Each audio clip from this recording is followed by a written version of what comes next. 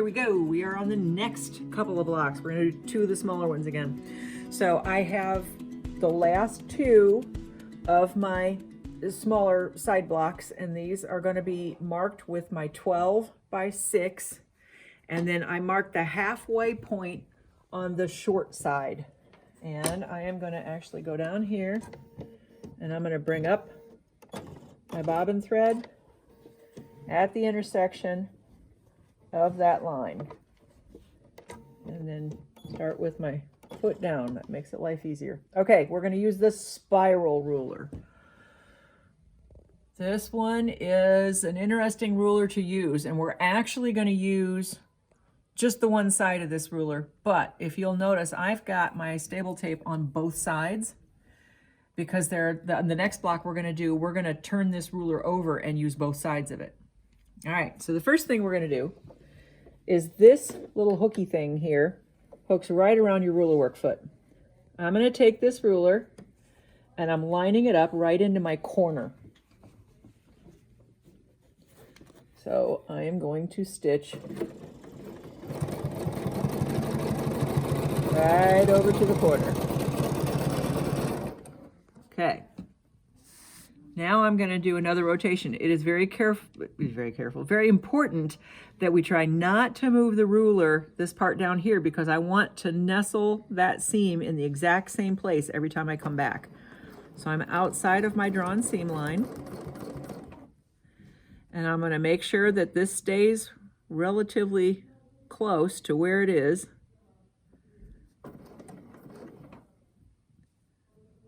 So I come back to the same place. I have the second line on my ruler on my first stitch line, and now I'm going to come back.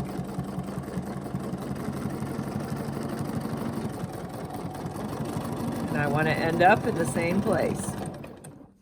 All right, now I'm going to do the same. I'm going to take the second line and I'm going to put it on my stitch line. And I'm going to come out. I'm going to travel up, keeping this in the same place. I'm going to make sure that doesn't move. We want to end up right back here. I have my second line on my stitch line, and I'm coming back in.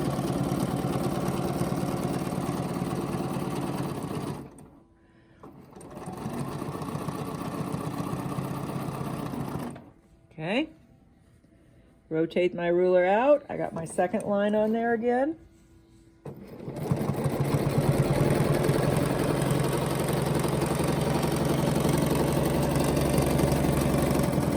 Coming out. Let's see here. Am I gonna get this? Yes, I am. Okay. I'm coming up. Get my second line out there again. Now you see how I have to adjust it a little bit because that line is arced a little bit differently. Okay, so we're going to come back here.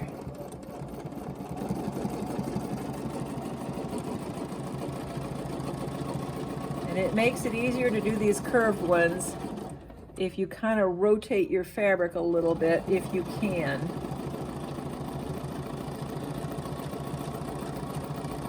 Back to my center mark. Second line out. Oops. There we go. These curved rulers will tend to move on you if you don't have a really good grip.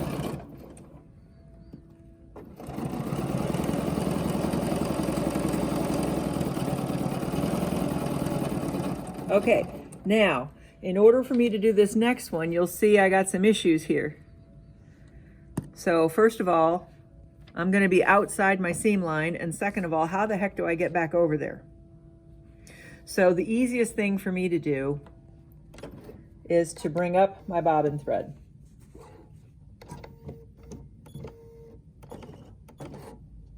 And I'll just bury this later.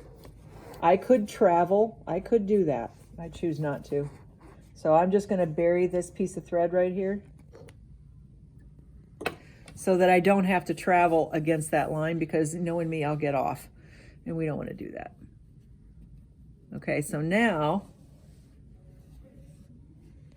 I know that I'm going to come, let's see, about right to here.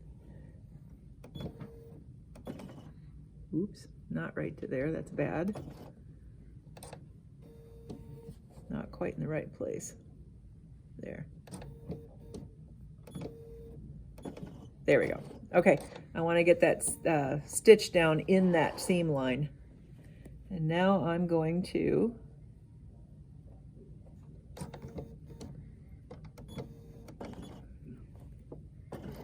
come right over here.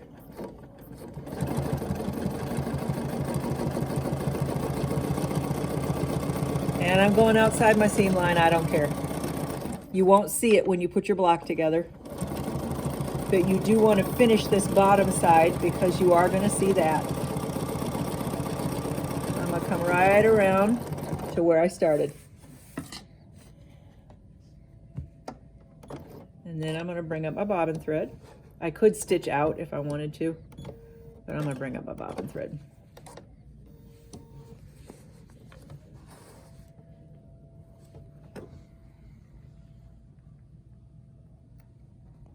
Okay,